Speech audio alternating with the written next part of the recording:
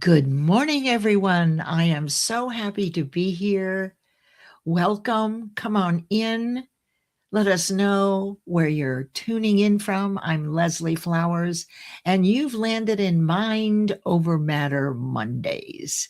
And on this show, we have guest teachers who explain the basics of personal development, how to learn all the different tools, and we want you to understand clearly all of these concepts. Each one of these teachers love what they're doing, and they have a slightly different angle, but you'll notice that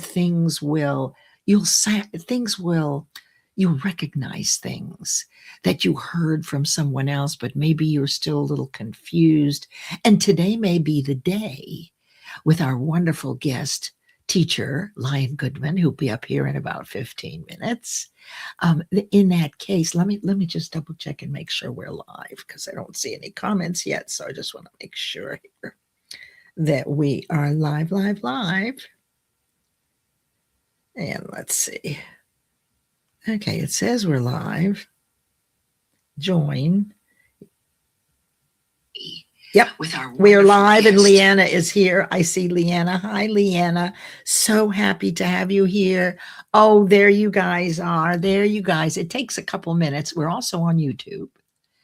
And these live on my personal profile page. So if you want to go back and listen anytime, you can. And if you're a teacher, go back and listen to yourself. It's wonderful. Turn the sound off and just watch yourself. It'll give you a great indication. So let me get these comments. So right now we're going to go tall and big. Let's see. Yes, and show the comments. All right. So first we have Leanna Stock. Hi, Leanna. Leanna's calling in from Duluth, Minnesota, and she's had a heck of a year with the snow and ice. And I so appreciate your being here, Leanna. I'm always here to take care of us and to support one another. And you're a delight to me. And you do the most amazing pictures. But what people don't know about you is that you're a registered dietitian. And I was amazed that this is the work you do. And yet what I see you post most about are these beautiful photographs from Duluth. And I so appreciate them. You know, we have a lot of intense things going on, and seeing those photographs all winter were so beautiful. So thank you for doing that. I really, really appreciate it. And here's Adrienne Gergich. She is an amazing New Yorker who's in the digital data entry field. And Adrienne has been one of the biggest supporters of this show. Thank you, Adrienne. Last December, I did my goal setting course, which I do once a year, and Adrienne was there. And we found out, and I think it's okay to say, that she's a lover of poetry. And it really makes sense. She works in digital data and loves poetry. You see the beautiful balance in her life. So, Adrienne, I'm so glad to see you. Good morning, 𝗠𝗏𝗏 Cofino. Felipe is a top voice on LinkedIn. He's a good friend.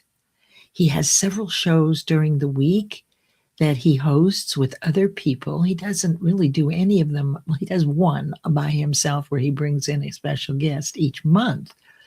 But he has a show tonight at 8 p.m. Eastern, Workplace Wellness Hour, and on Saturday at noon Eastern, he's part of Social Saturday Chat Live. It's a wonderful networking group, so please join him and everyone else there. And then on Sunday every other week, Felipe, I really appreciate Careers, Chaos, and Coaching. He's a best-selling author, and I'm so thrilled that you're here this morning. Thank you. And Chelsea, hello, you're a new friend.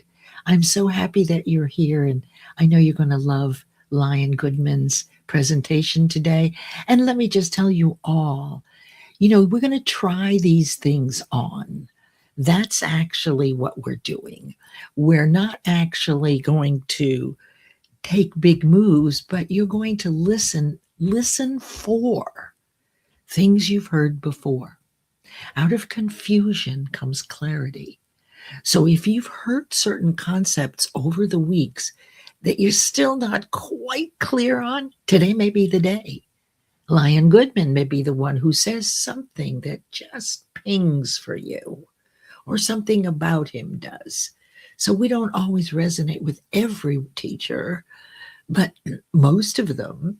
And so I am thrilled that you're here, Chelsea. And also we have Coach Carrie Willis. She's kind of new on the scene. She came in like a wrecking ball in the best way. She is wonderful. She has a show at 6 o'clock on Sunday nights that's restarting next week. And she has a Saturday afternoon at 3 p.m. Eastern, Carrie Connects. Carrie is omnipresent on LinkedIn and a supporter of everyone. And we love you, Carrie. And thank you so much for being here. It means a lot. And here we have the inimitable Jason Forehand. Hello, Jason. Jason, oh my gosh, he's one of the nonprofits. TK Kitchen and HR for You just had a huge bash this weekend, which I was invited to view, and Felipe was there too, for TK Kitchen, and a brand new hardback, or not hardback, I guess it is hardback, cookbook that benefits TK Kitchen. And this is teaching people, young people, but also people in communities where funding is, and it's very poor, right? And it enables the people that live in these different countries and the children learn how to cook and create small business for themselves. So Jason, I am so happy you're here. We're starting something new this week for our 3 nonprofits that we support, all the hosts. And we have, I'm happy to say, 39 lives right now each week. And we have a carousel that I post on my profile so that you can always figure out who to go and watch, right? Or there's always something to learn. And you get to save time by learning right here. And good morning. Let's see who's here. Who is this? Oh, it's Omar M. At 12 noon on Sundays. He has a show, Do We Really Know Them? And he also is the master of Zoom Party, which is a unique and clever, if you haven't been, you absolutely want to go to Zoom Party. It's like Jeopardy, but so unique. We did a Think and Grow Rich one several months ago. Thank you, Omar, for all you do for all of us and how you bring us all in and feature us. It's really an honor. And let's see who else we have here. We have Ashif Haji. Hi, Ashif. So glad you're here from Toronto. Ashif has been doing this work with me for several years now. Now, one thing about Ashif, his posts are very brief and spiritual. Another way to learn and to upset the sensory overload and the imbalance on other platforms. On this platform, we have a nice variety of ways to absorb content. So Ashif, always.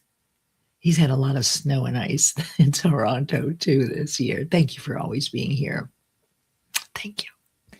And we have Linda Meyer. This past year, she's become a certified coach, and her specialty is managing narcissists. Narcissism before, during, and after. And she'll be teaching this next quarter. She'll be bringing in her specialty when it deals with recognizing and dealing with narcissists. I'm really excited about this, Linda. Thank you for accepting the invitation to be a teacher. And Felipe is also a guest teacher here. And let me see who else is here. Mary Kay is here. Hey, Mary Kay. Mary Kay is a new friend. She is a book coach. So if you're writing your book and you feel like you're stuck, then she would be a person that you could go to. Now, let me just do this. Okay, coming back here. And you'll see that we have a sponsor for this show. Power Thinking Corporation and Mr. Stanley Green, who reached out to me today, said he was unable to be here. The etiquette among the hosts always aspires to be fully in integrity. And when they say they're going to have a show, they're going to have a show. That's the most important thing. Or they generally will let us know if something interrupts us. So that is very important. So Mary Kay, thank you for being here. I'm excited to have you here, and I love your comments. Good evening, Salim, a new friend. So nice to meet you. I hope you enjoyed today's show. And now it is just a couple of minutes before 11 when I will play the intro and sing you in to begin this show. A couple of things that you all, as more people are coming in, that you may be aware of, that this show is now in its third or maybe fourth year. I can't go back far enough in LinkedIn to count them up. But this is week 14 of 2026. And you might wonder why I do this. And I don't sell. And sometimes I'll do a workshop or something. I sold for years, and I taught my work for 18 years, over 65 business quarters. My hybrid program actually yielded the results of 12-week goals for 500 client goals. And over those 65 business quarters, I also set those goals. So I'm a master of Think and Grow Rich. And in my hybrid program, I also include universal law, another part to personal development that really has you less anxious when things come up, because the universe has already provided 7 laws to take care of you and have the wind at your back. So there are many things we worry about that we really don't need to worry about. Universal laws work 24/7, 365.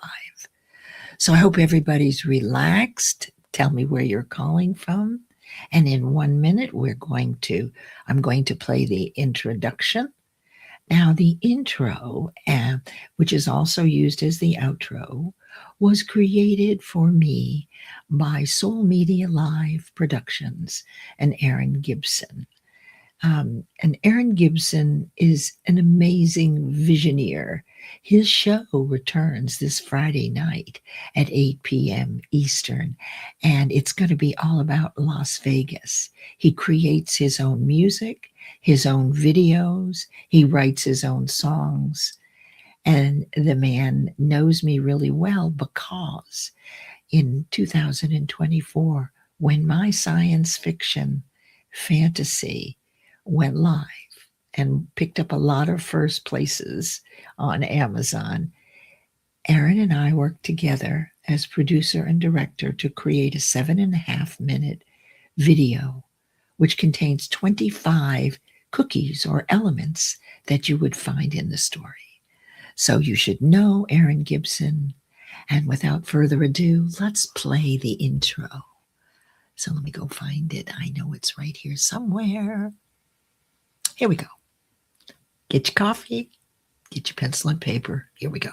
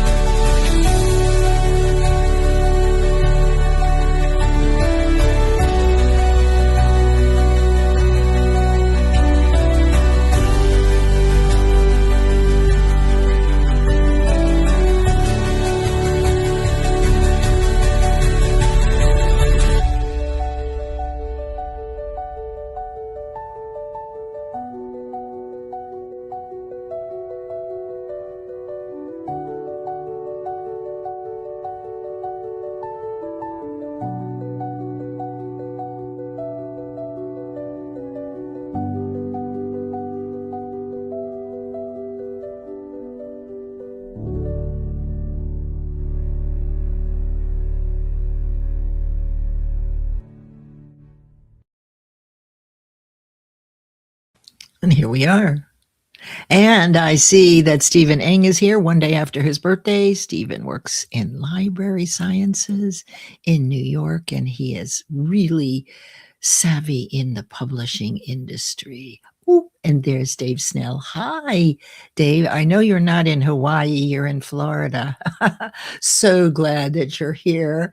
I met Dave Snell on another person's live, Donald Cohen's, and Lisa Fevick is here. She is a registered dietitian, and Lisa has a show, Metamorphosis Dialogues, every other Tuesday afternoon live on LinkedIn at 5 p.m. Eastern. So as you're getting ready, let me sing you this song, and then I'll bring up our wonderful guest and we'll get cracking.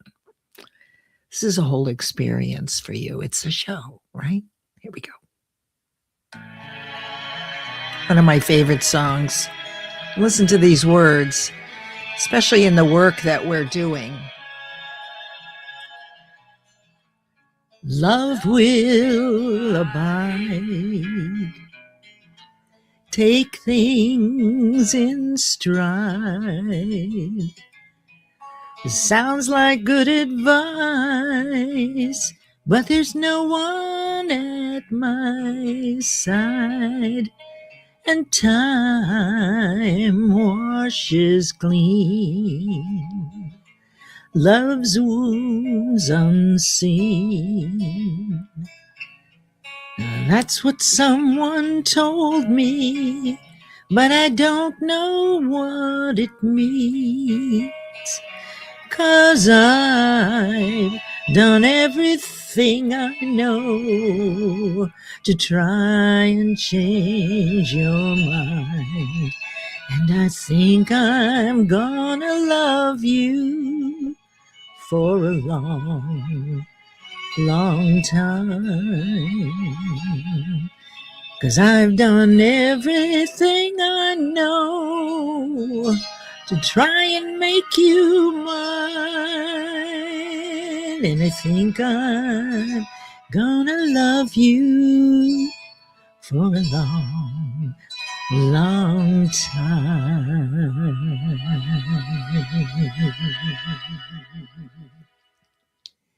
Yes, I love that song. That was the shorter version because I just can't wait to get our friend Lion up here. So I'm going to shut these off for a second and bring up Lion Goodman.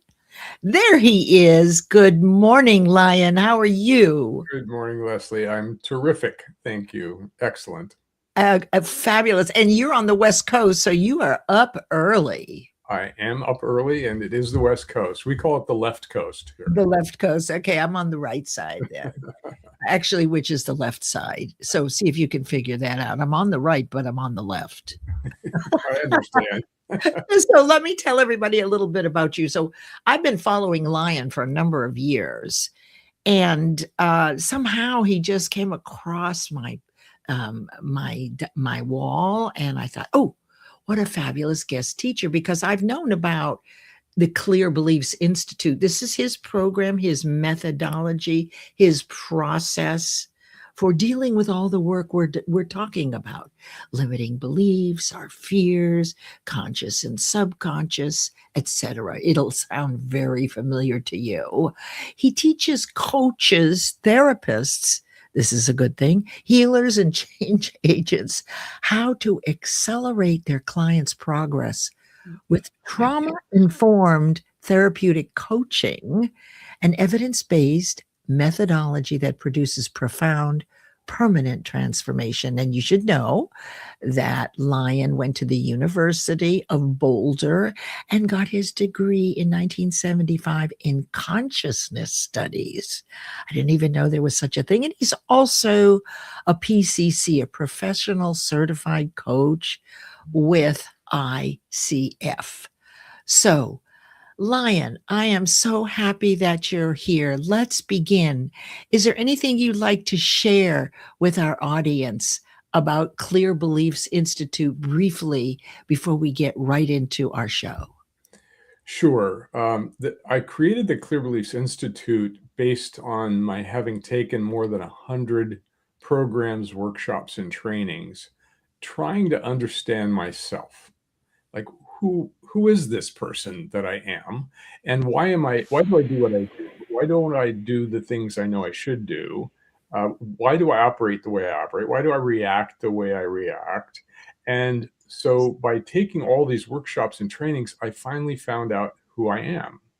And I thought, well, let's share this with other people.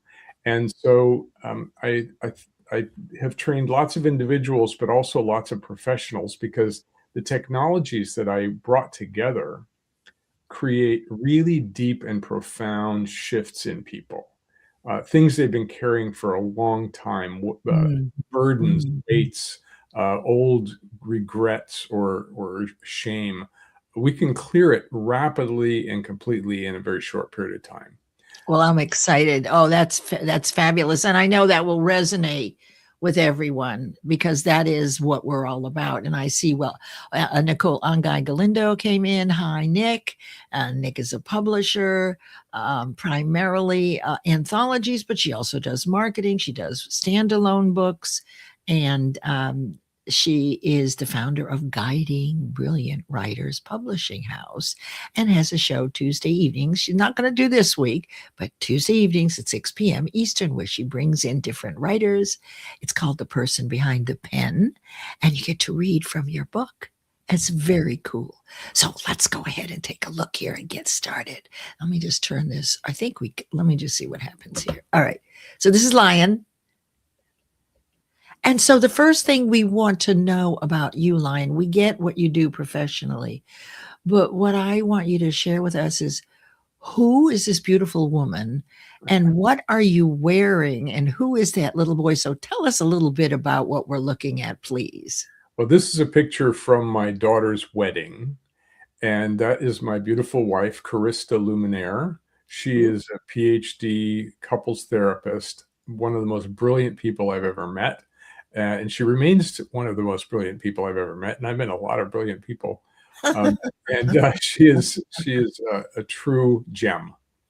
And my daughter has produced two beautiful grandchildren. On the right there is my grandson. He's now 5.5 years old, but that was one of our early encounters. And I also have a beautiful 2-year-old granddaughter. That's wonderful. Okay. I'm adjusting this right now so we can get a better picture here. All right. Now let's go on to the next one.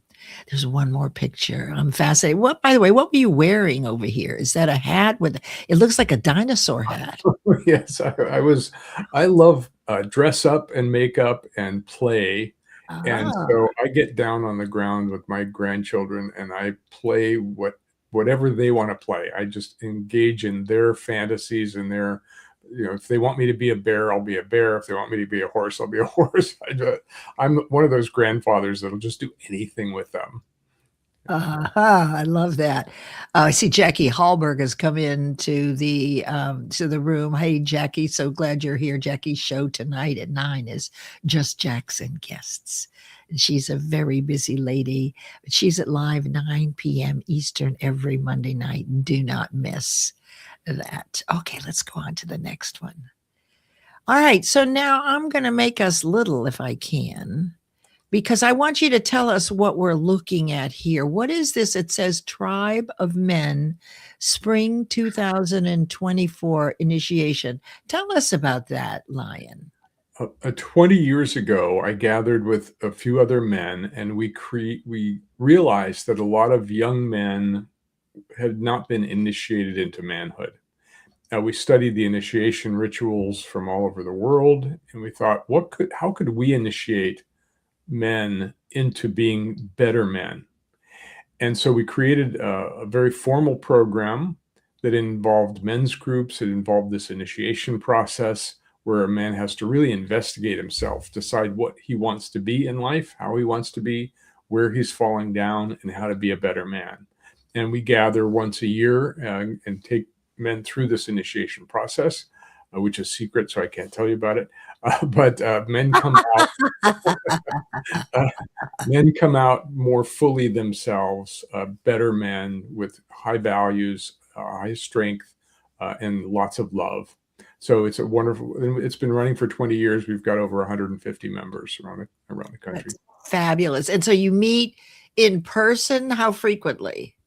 We have small men's groups that meet weekly or sometimes twice weekly, scattered all over the country, mostly in California because that's where we got started. So those are in-person meetings, and we go deep. Our goal is to go deep with each other, to be vulnerable, to tell the truth, to really work on whatever's up for us. And because all the men have very sophisticated backgrounds, we're able to really help each other in many different ways. And I love hearing that because, women, we do it all the time, right? That's our nature is to get together and sew a quilt and talk, right? Like our grandmothers and great grandmothers did. But I'm glad to see this. It's really important. I've noticed that since the divorce rate it seemed to go nuts around 1975, that our young men don't have as many male role models, right? And so there's a lot to learn. Um, there's a lot, and so I'm really glad you do that. Now, who's this guy over here on the right? Where were you presenting? I was presenting in Estonia at the Estonia Coaching Conference. I was one of the keynote speakers and spoke to 600 coaches and leaders in the beautiful country of Estonia, which is up near Finland, next to Russia. And I was taken around and shown the country. Absolutely beautiful country, wonderful people. They speak Estonian, which no one can understand. But they also all speak English, so it's really easy to get around. Just warm, conscious people. It's a lovely place. I highly recommend it. Awesome. Awesome. That is so wonderful to hear. I'm excited about that. All right. So let us begin here with the points that you would like to share as a guest teacher with the folks that have gathered here. And you've selected 5 tenets of the power of clear beliefs. And we're going to go ahead and begin with number 1. And I'm going to, let's see, I think I can do this even better. I want to adjust this a little bit more. I haven't figured us all out yet. I just really haven't, but it's okay. There we go. All right. So everybody should be able to see that.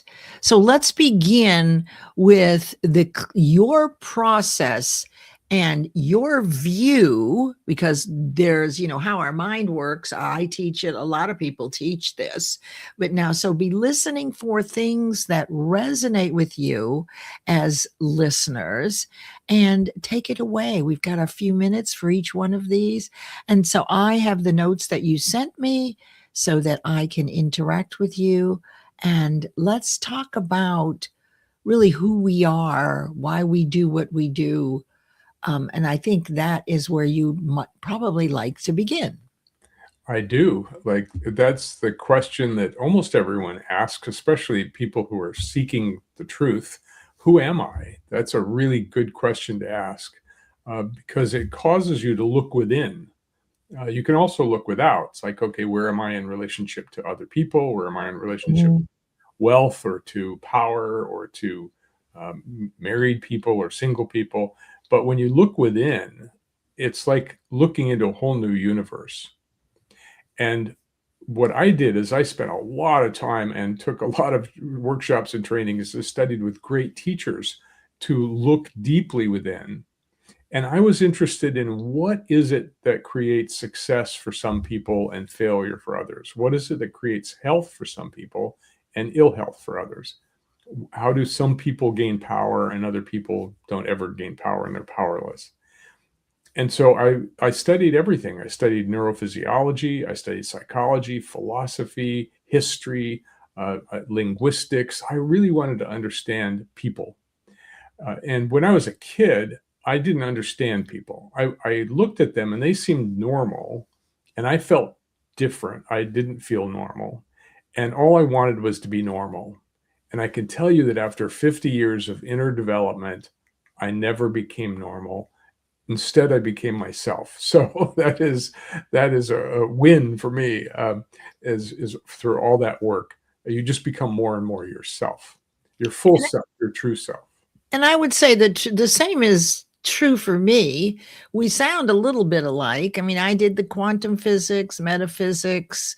I did all the transformational technology. So I think you and I are both just really hungry for this work. And yes, that's where we are now, where I finally, after all these years of living the life I love and sharing with everyone here, information that will change your life when it resonates for you. And we know that repetition is the first law of learning. So repeating this information is so beneficial. Let me say hello to William Rochelle, who is here. Thank you for being here, William. William has a show Sunday afternoons at 4, UBU live, and now Thursdays at 1 p.m. Eastern. He's taking it into the week. So thanks for being here.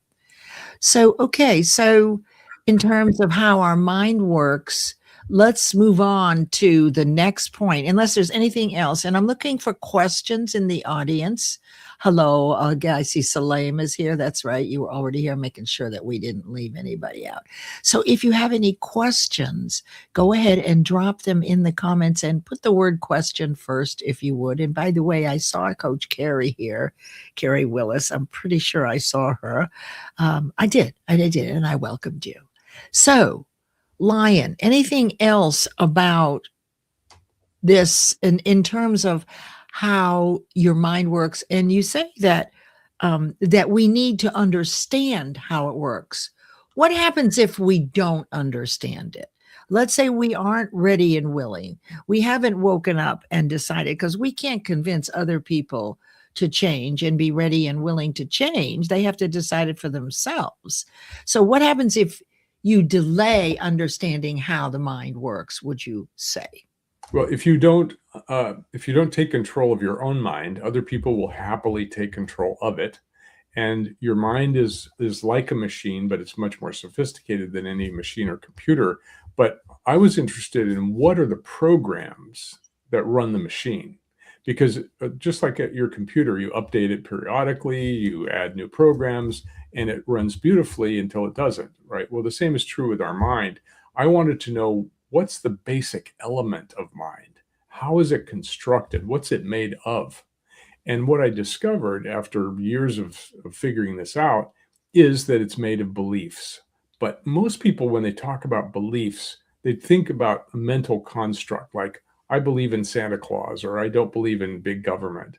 But I'm talking about something much more fundamental, and that is at the experiential level. When we're infants, when we're babies, we come to conclusions, we look for patterns, and then come to conclusions about those patterns in order to survive. And this brings in the other 2 points. But those patterns are what I'm calling beliefs. Other people call them paradigms. They're called schemas. They're called labels. Those are labels. Contexts. I think you used contexts recently. Mm-hmm. But the point is that it's like the Lego blocks you can build anything with. So we build our personality based on these conclusions. We build our ego based on these conclusions we come to. Mm-hmm. And I'll give an example to make it clear. A baby comes out of the womb, and when she doesn't feel good, she cries, and mother comes and takes care of her. And so she comes to the conclusion, this is not mental, it's because they don't have words yet, is that if I cry and make a fuss, I'll be taken care of. And that's a really good belief for a baby. It helps them survive. Now, next door is a baby whose mother doesn't like crying. And so the baby cries and cries and cries. Nobody comes. Finally, the baby stops crying. Mother comes and takes care of the baby. And that baby comes to the conclusion, if I'm silent and don't have needs, I'll be taken care of. And so you can see that these are the basic elements that result in a personality later in life, that the person's either, like, we often know adults who are still crying and making a fuss to get attention. And we also know adults who are being silent and withdrawn in order to get attention. So that's what I'm talking about, these experiential conclusions that we begin to put together to create our personality.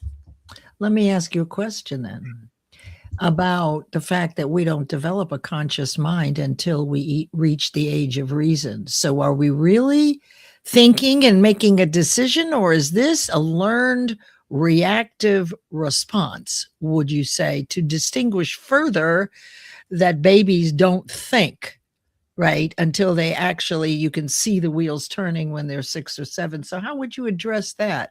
That they're actually thinking, it's an automatic response.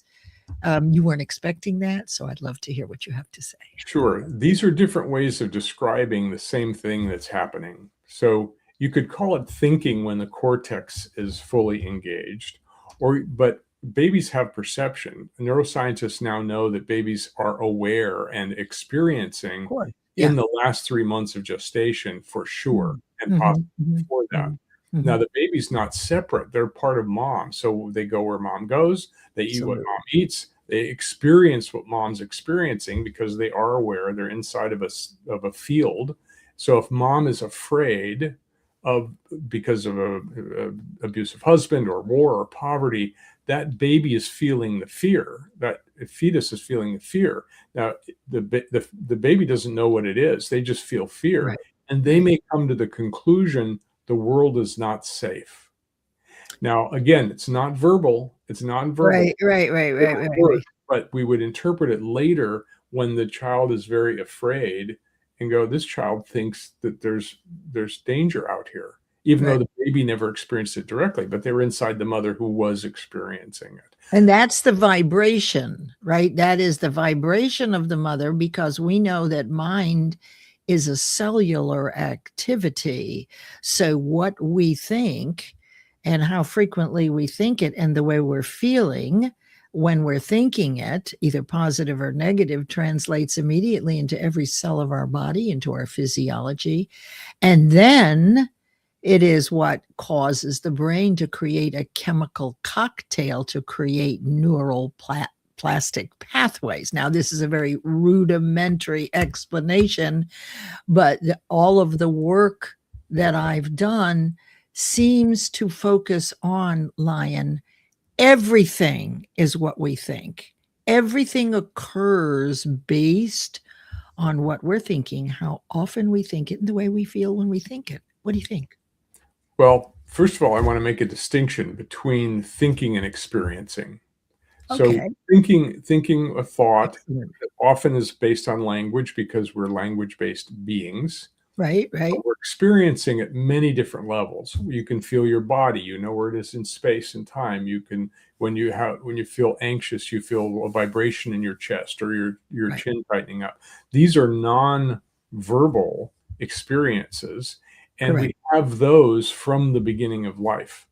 And we're able, with my techniques, to go back to those originating experiences Yes. that may have been traumatic to the baby or the child, Mhm, mhm. that did not make sense verbally. You can't describe it. This is why talk therapy only works partially, because we need to get down to the pre-verbal conclusions, beliefs, and experiences that Mhm. that are the fundamentals that we would then rely on for survival. So the mind is brilliant. It's looking for any experience and trying to figure out how to survive. And by doing that, it's accumulating a worldview, a self view, and others view. This is how I Excellent. relate to others. This is how I am, who I am in the world. This is who I am in myself. And so those are the driving principles and why so many people are miserable in their life, because they came to early conclusions that have Mm. influenced the rest of their life. The automatic programs that come up when someone looks at me crossways, I get afraid and I run away. Or if someone raises their hand, they're going to hit me and I have to defend myself. Well, we know those as triggers, and we know that the fears are what program us, and we know that we have perfect faith in our fears, that they are real, and that they were survivable, or they were survival skills, but we don't need them at 60 or 70 years old anymore. Let's answer this question from Felipe. He says, what if our past beliefs still influence our current belief? That's an interesting point right there. How can we move past them while taking the experience with us? Great Well, this is question. exactly, thank you, Felipe. This Yeah. is exactly what I teach in my training, is how to extract and delete those old programs. And this is it's 50 years of research led me to this understanding that the beliefs can be changed. The past can be changed. In fact, our philosophy is it's never too late to have a happy childhood, because we can go back in memory and change memory of what happened, which changes the conclusion of what happened, which changes how we live today. And when you change the past in memory, it echoes to the present. So I'll give you an example. I was working with a psychotherapist who had a very successful practice, successful family, but she had this feeling that something bad was going to happen. And in one session, we were able to clear that originating experience that caused her to be burdened with that her whole life. And when I talked to her 2 months later, I said, "How are you doing?" She said, "It's amazing. After carrying that feeling," it was a feeling, not a thought, the feeling something bad was going to happen, it's just been gone. And I haven't had that feeling for 2 months. She said, "Wait a minute. I did have the thought the other day that something bad was going to happen. And then I realized, oh, I don't believe that anymore." And it went away. So So, that's the kind of work we do.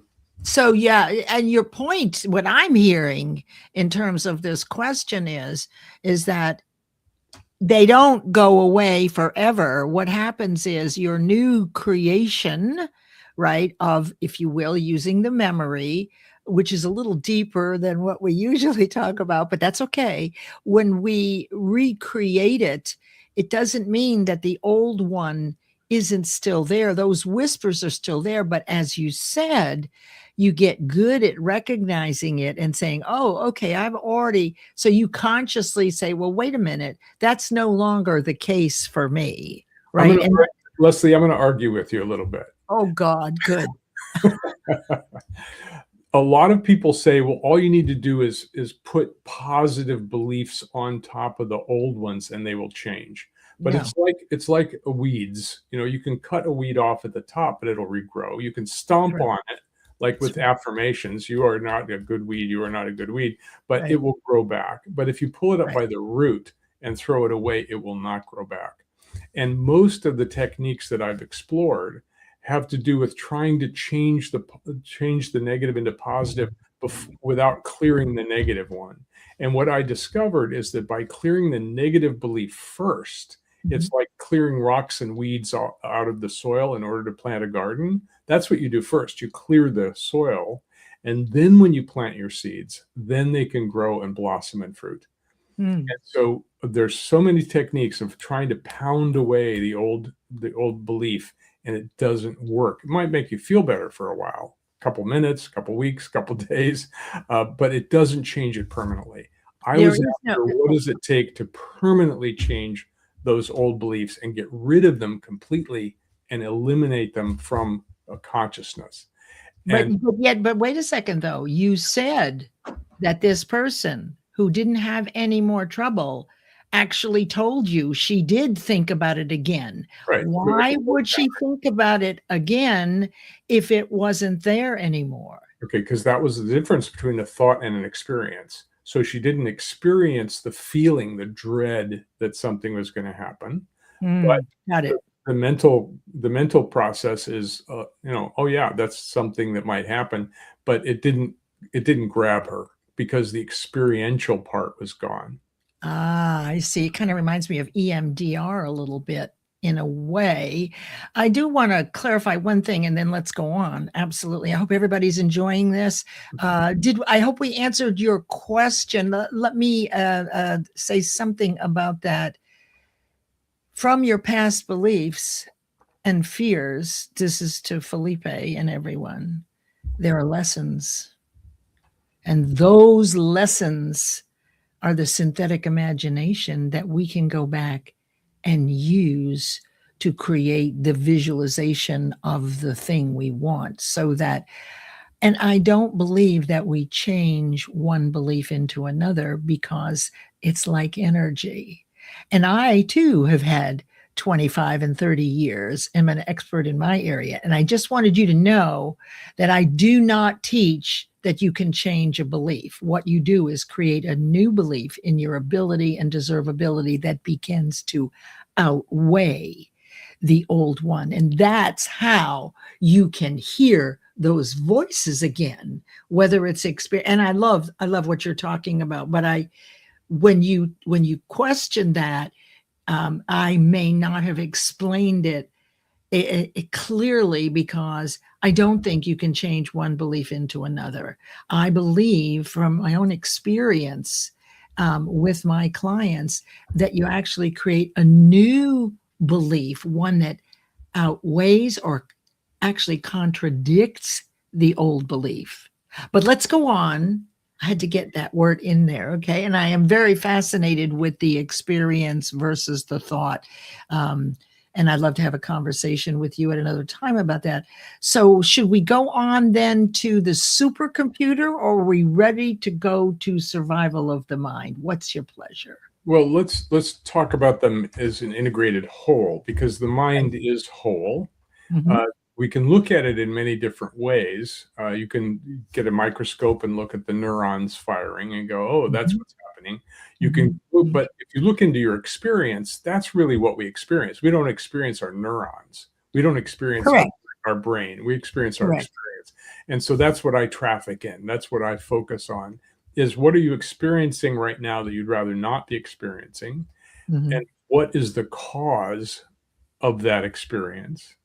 And then by going to the causal level, which is where it originated, Mhm. you can actually delete it completely. And that's, I understand that that's not what you do. But when you try to put a positive on top of a negative belief, they're fighting each other.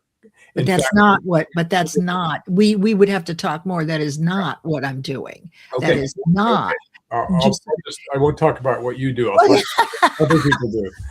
So when you when you say an affirmation like I have plenty of money, Mhm.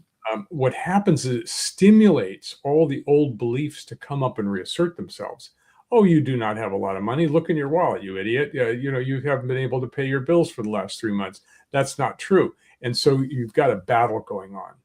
But if you clear the old one first, then you plant something new, and now it's what's real. It's what's real. It's what's true. And the old, so we're not changing memory of what happened. We're changing the interpretation, what's called implicit memory Mhm. of what occurred. And Mhm. that's we all look through in these interpretive filters, right, that we've built up through our lifetime.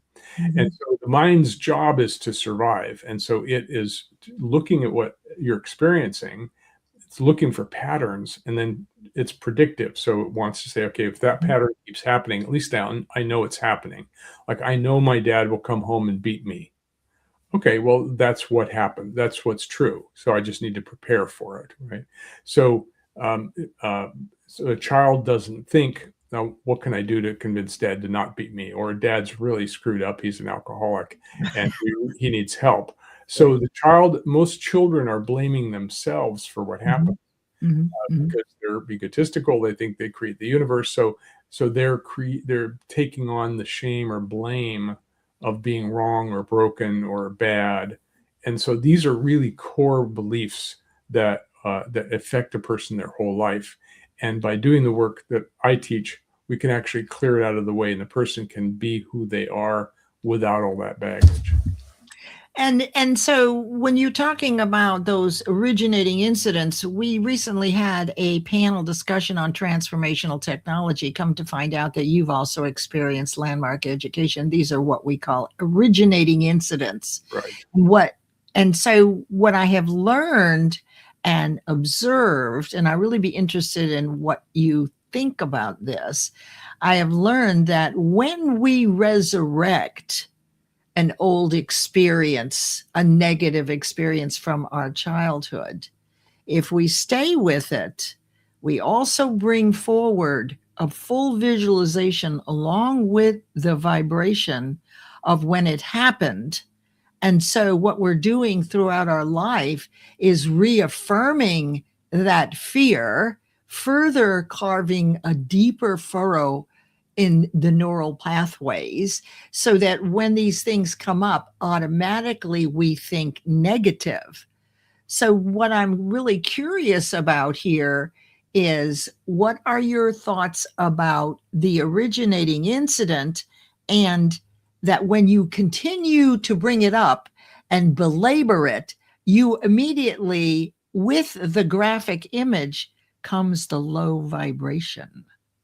So I don't know whether you've heard this before, but this is one of the things heart math is based on, is the ability to resurrect a certain vibration, a positive one, right? And attribute it to something new you're doing.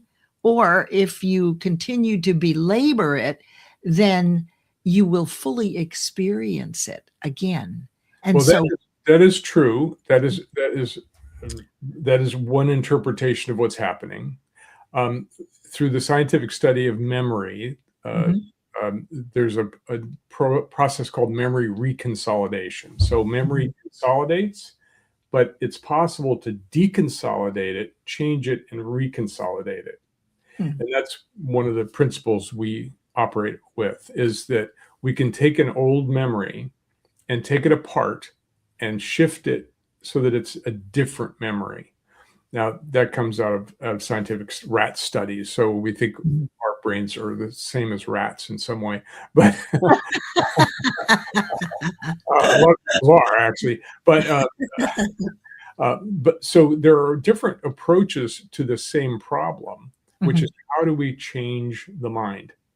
And so, 50 years of study, 100 workshops and trainings, I came to my own conclusions and found the techniques that worked best to do that job. And there's so many approaches. Every guest you've had, I think, probably has their own approach to the same problem. And that's what's great, is that there's lots of approaches.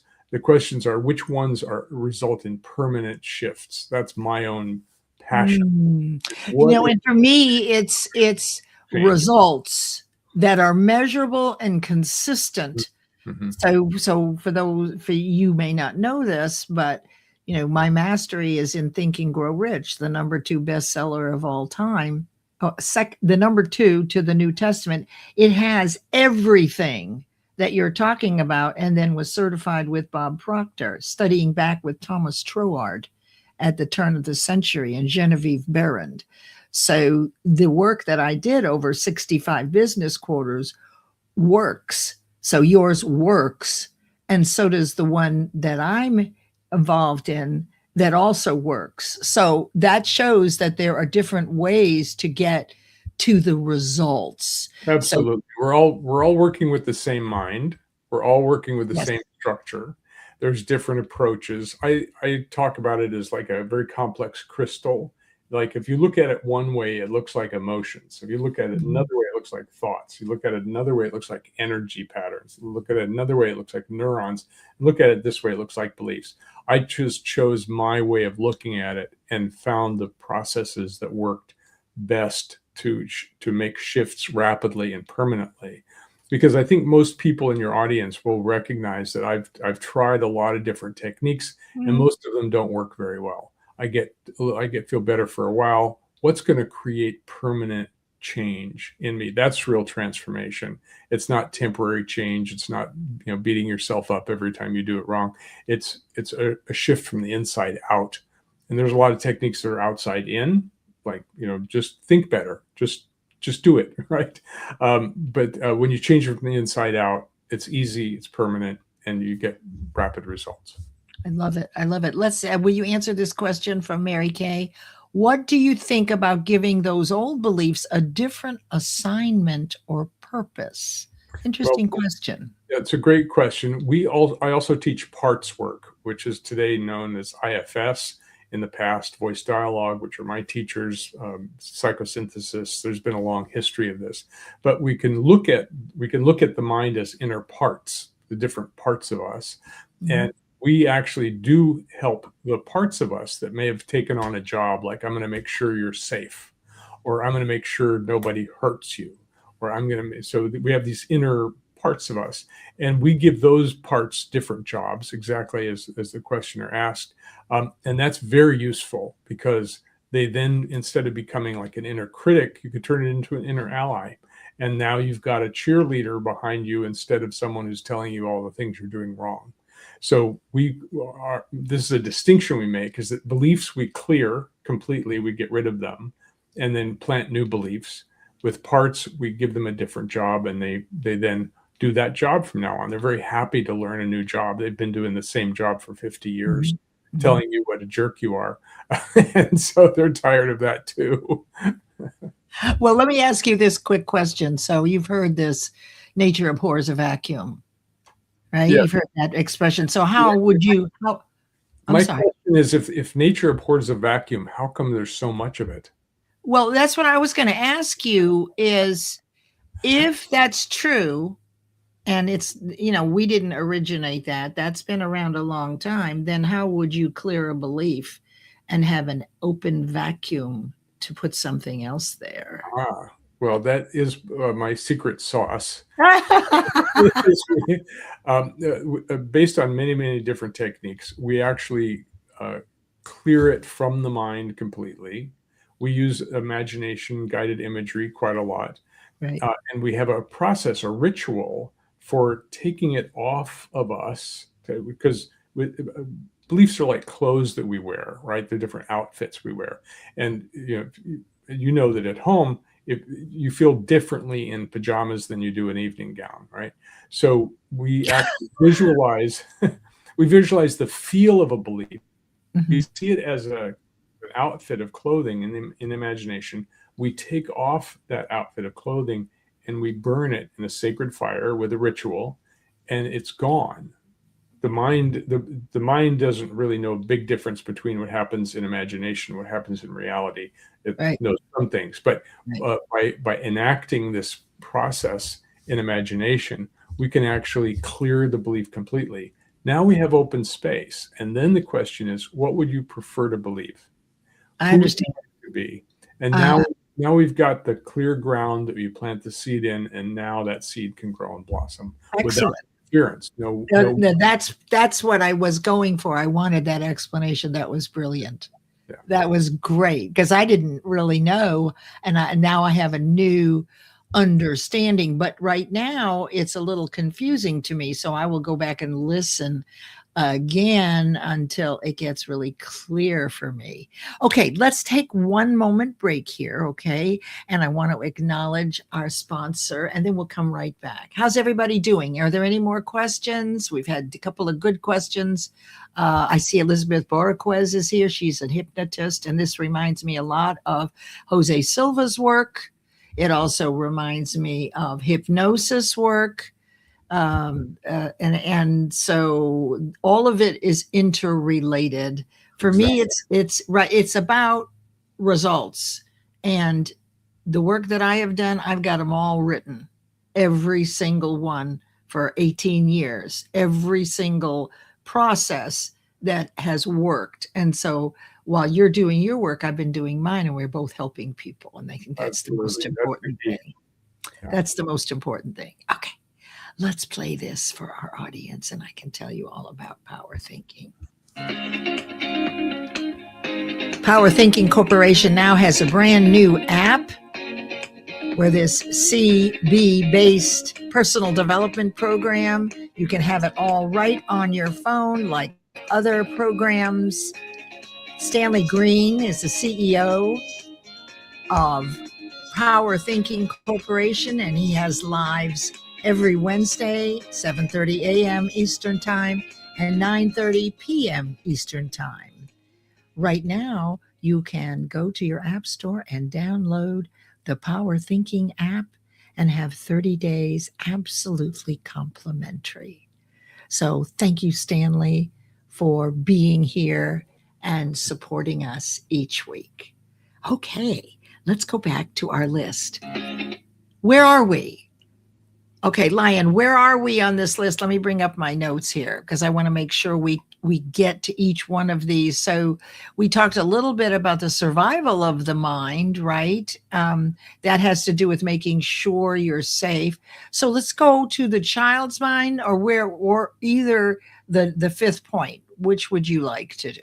Sure, the child's mind. I think this is really important because children, the brain is not fully formed at birth. It takes a couple of years for it to like come in and set completely. Mhm. However, during that time, we are having experiences.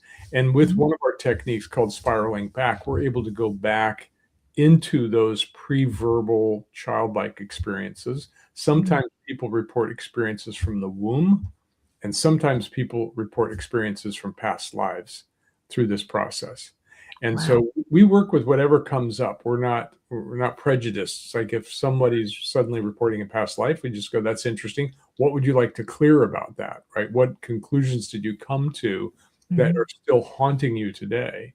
Or Mm. baby in the womb who's saying, my mother didn't want me. Okay, well, that's what you came to, probably because she had those thoughts.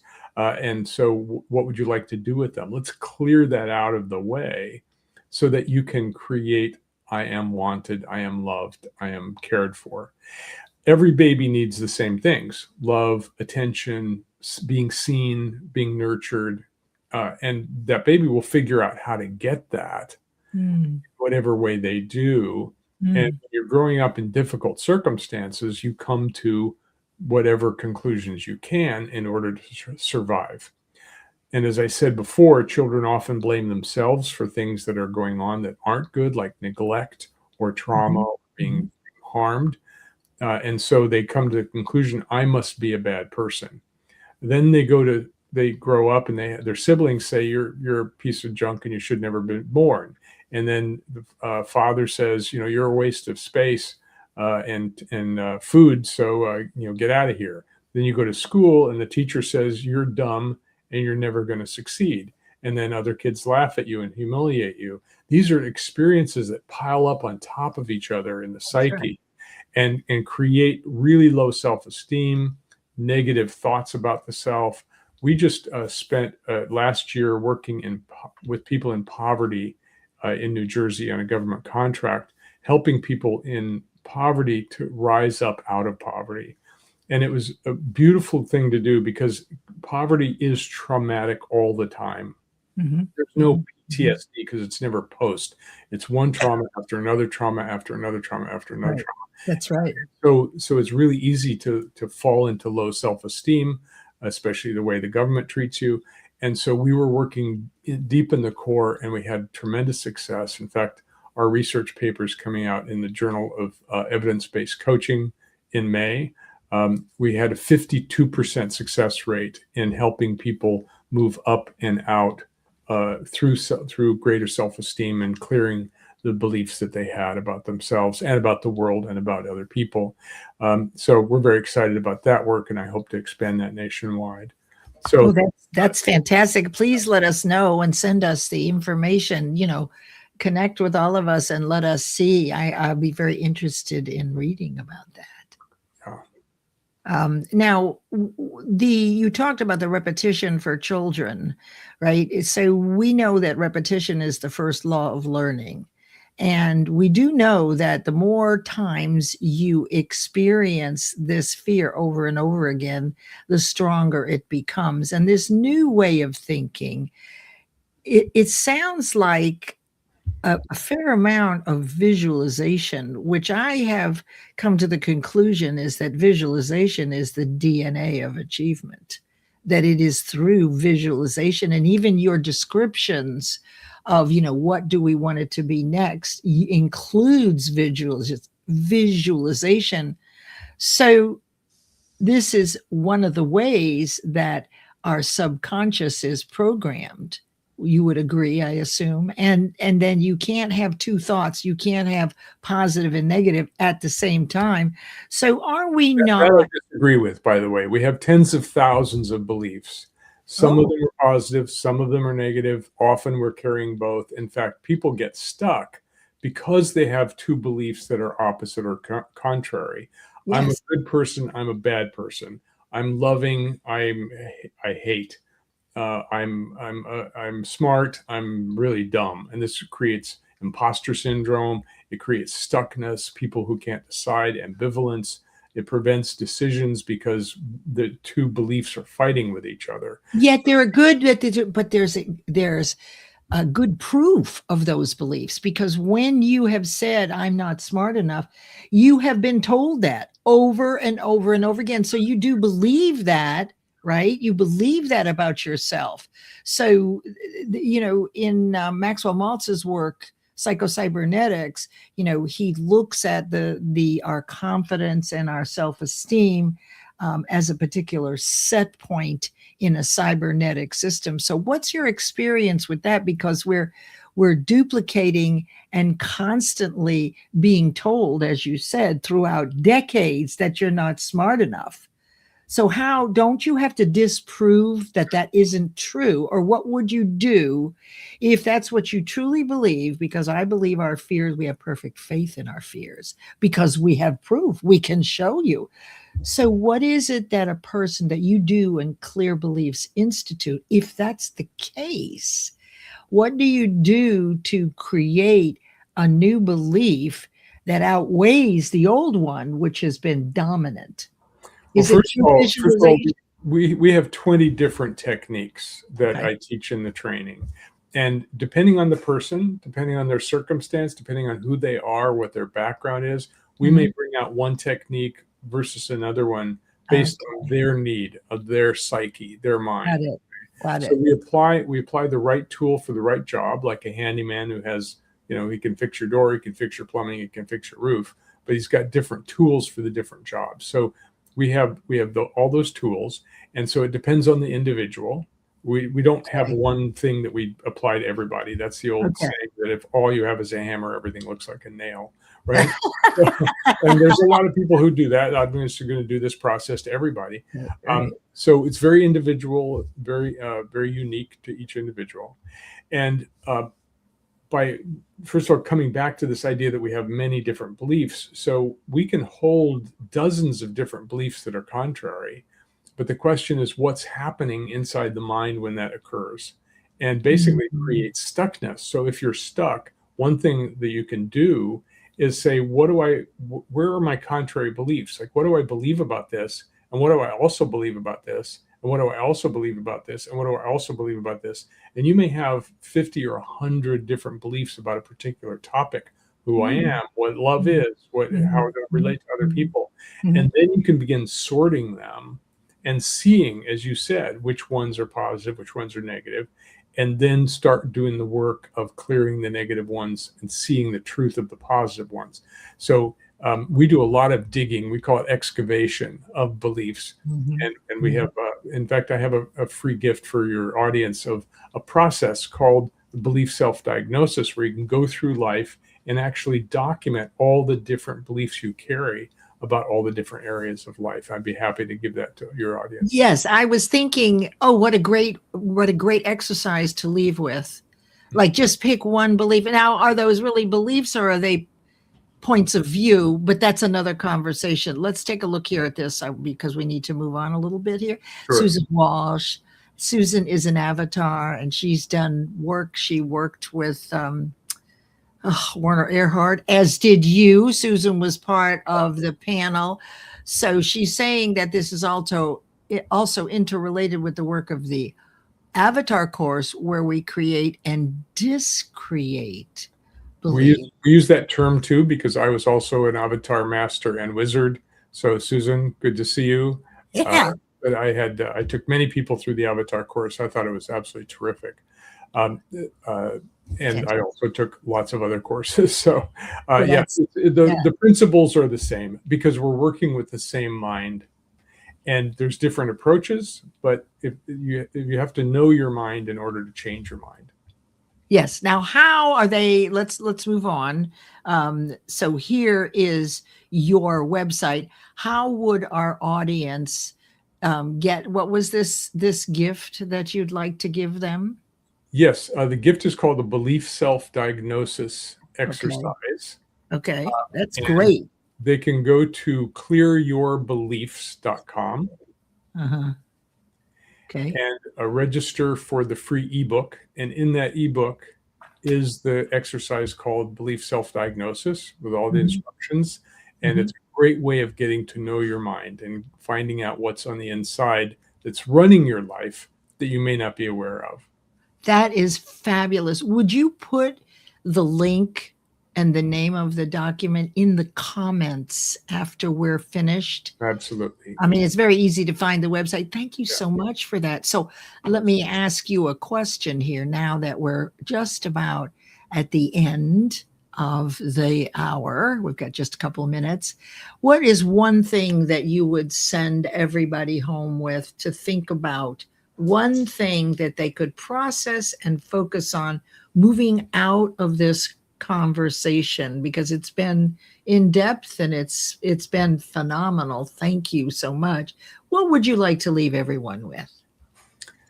If you don't like something about your life, examine your beliefs about that thing. If you're in a difficult relationship, examine your beliefs about yourself, the other person, and the relationship. If you don't like your job or your career, look at what you believe about jobs and careers. Because when you examine your beliefs about a topic, whatever the topic is, you find out about the filters you're seeing through, because our beliefs operate like sunglasses. They filter out some facts and allow others. So that's my best recommendation for everyone, no matter what your issue is. If you're experiencing something you don't like, if you're experiencing something you'd rather not experience, start by examining your beliefs about that topic and really let it all come out, because you probably have 100 beliefs about that topic. Get to know them, then you can look at them. And this is what the belief self-diagnosis work is to then see which ones are interfering with your life, which ones are enhancing your life, and then you can begin clearing the ones that are interfering. I absolutely am going to do this. I love this exercise, and I'm so grateful that you've been here, Lion, and I hope that you'll come back next quarter and teach again. We can get back into this. I'm really excited about everything I've learned, and I appreciate you very much. I'm going to move you into the studio as we close out the show. Thank you, Leslie. I appreciate you and everything you're doing. You're a marvel in the universe, and I'm really glad you exist. Thank you. And thank you for being here so early in the morning and sharing. Please connect with everyone in the audience. Y'all, really, this is an amazing, brilliant man, and he knows more than me. And that's really humbling for me. I've had great teachers throughout my life, and they know more than me. So we're all in this together. Yes. Thank you, Lion. Thank you. And thank you so much. All right, everyone. Let me just tell you really quickly. That was amazing. Next week, we have Catherine Chadwick back as a guest teacher. I'm so happy that she will be with us. And now, my friends, we're going to close out the show. Have a phenomenal week. Reach out. Head over to Shawn Michaels Live. And I'm going to end the stream now with gratitude to all of you for being here. I appreciate you.